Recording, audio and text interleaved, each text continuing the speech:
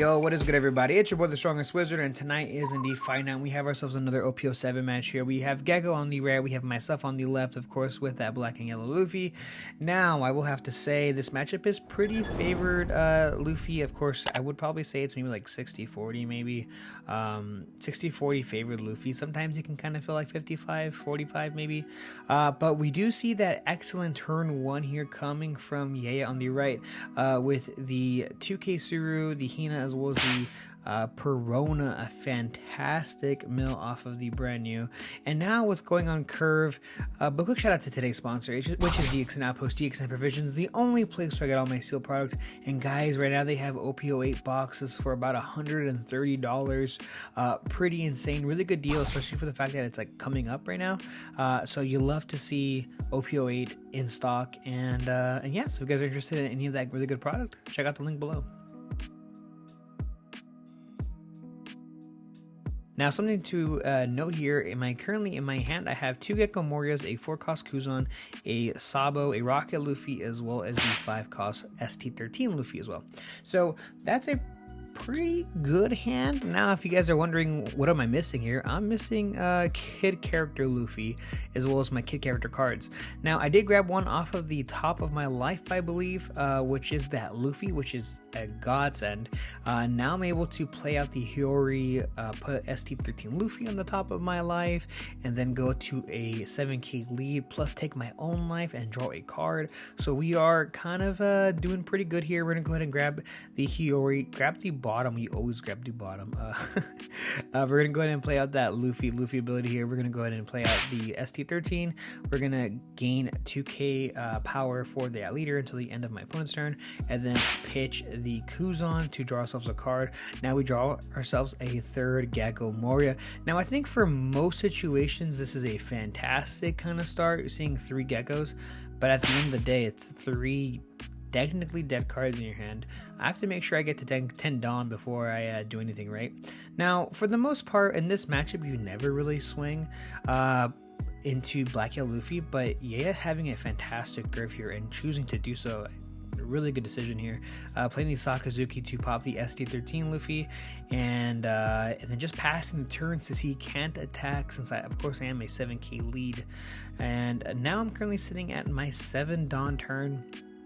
I'm hoping for a prayer, a lifesaver here, and unfortunately in my hand we still do not have any kid characters besides the kid character Ace. Kind of, you know, kind of doing a little number on me. I definitely wish I had some kid characters to go along with these this top end, especially with the fact that I have an Ivankov. If I had a Luffy in my hand or some sort of Sabo, that'd be fantastic, but unfortunately not. We're gonna have to make do what we have. Now what I am happy about is that we have a Sabo in my hand, so we're gonna go ahead and play out the Sabo. We're gonna draw 2 Trash 2, grabbing a Flambe as well as another baby Ace.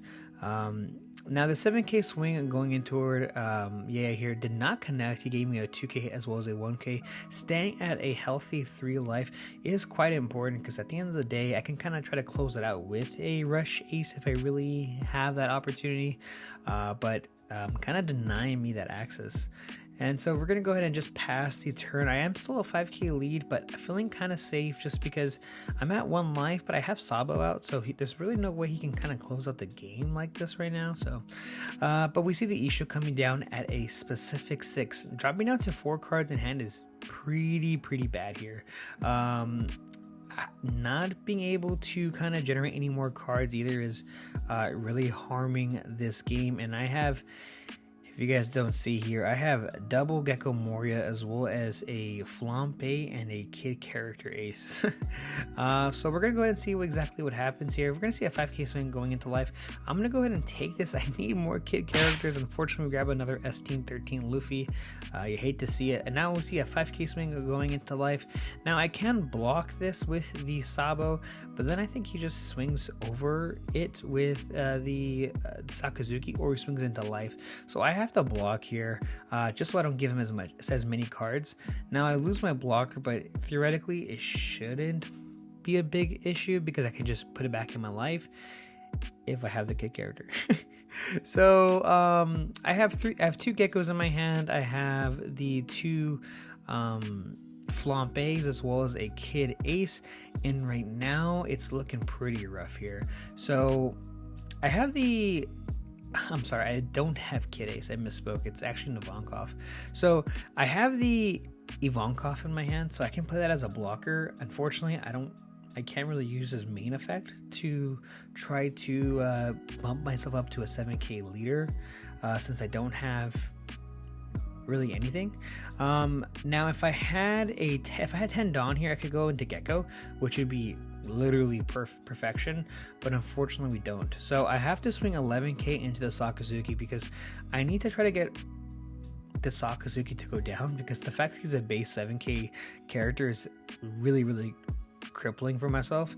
I could have definitely swung 11k into the Prono to assure that it does go down, but this is going to require 3 cards out of Yaya's 5 card hand, which I don't mind doing. I'm kind of banking, of course, that he doesn't have it, and if he loses 3 cards, well, he loses 3 cards, and he loses 3 cards. And now I'm starting to regret it. Man, I should have just gone for the Perona. But we're going to go ahead and drop the Ivankov, and now we're going to use leader ability here to pitch a Gecko Moria. We got too many in our hand to play out 2 5-cost characters, that being 2 5-cost Luffys. Now, I don't really need the Luffy.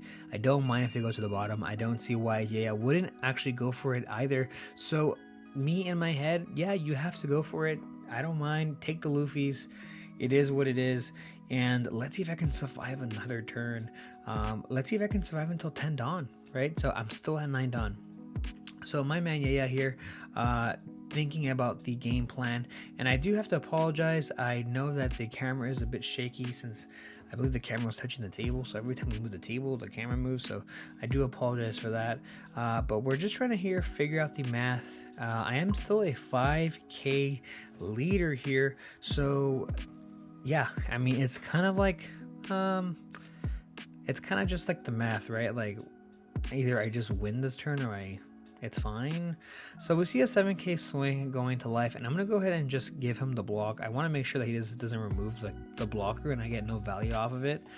He could have a Sakazuki, he could have an Absalom. Fortunately for me, he doesn't have an Absalom since he probably would have played it already. You know, just things like that. So I wanted to just give it to him. Now we see a 9k swing going into life here, and I do have 2 2ks in my hand, but that's all I have. So this 9k swing does connect. I'm going to put the Luffy to the bottom, and now we see another 10k swing going into life, goes to the bottom, and now a 10k swing, and all I have is 2 2ks. So yeah, it does end up taking it. Thank you guys so much for checking out this channel, this video. I really do appreciate it, and stay tuned because I have a ton of new OP08 content coming out soon. See ya!